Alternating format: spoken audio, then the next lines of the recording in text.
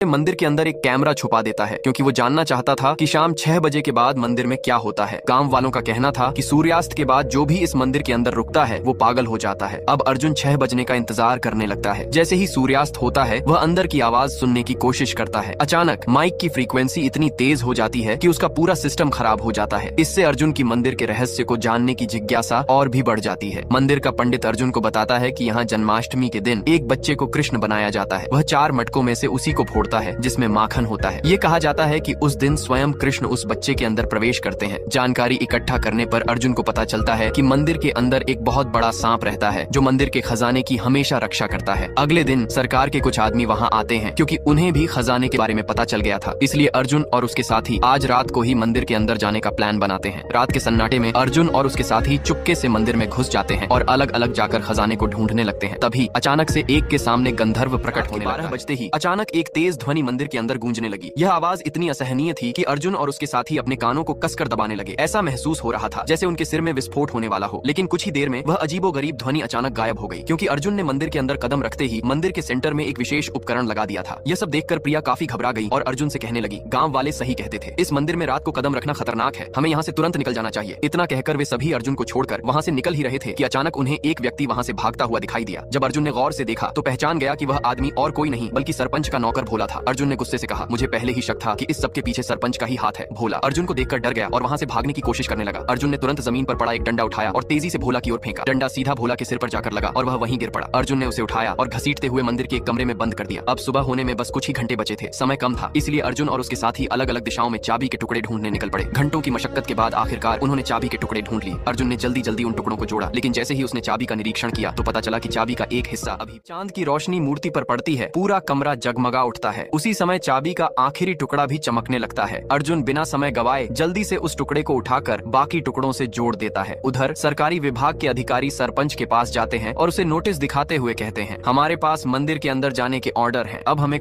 को इस सब की खबर नहीं थी। उसका ध्यान केवल खजाने तक पहुंचने पर था। वह जल्दी से पंक्ति की दूसरी पहेली को हल करते हुए मंदिर के गुप्त हिस्से की ओर बढ़ता है। तभी उसे पंडित जी की मटकी वाली बात याद आती है। वह फौरन एक हथौड़ा निकालता है और उसे पूरी ताकत से छत की ओर फेंकता है। इससे पहले कि कोई कुछ समझ पाता, अचानक छत से मक्खन की बारिश होने लगती है। मक्खन नीचे गिरकर एक जगह पर जमा होने लगता है। कुछ ही पल में जमीन फट जाती है और वहाँ से एक गुप्त रास्ता निकल आता है। यह रास्ता सीधा मंदिर के खजाने तक जा रहा था। लेकिन खजाने को पाना इतना आसान नहीं था क्योंकि दरवाजे पर 4 बड़े ताले और उसके चारों ओर जहरीले सुगंधित फूल फैले हुए थे। अगर किसी ने गलती से गलत ताला खोला तो जहर का असर सबको खत्म कर देगा। अब अर्जुन घबराते हुए ताले की ओर बढ़ता है। क्या अर्जुन सही ताले को पहचान पाएगा?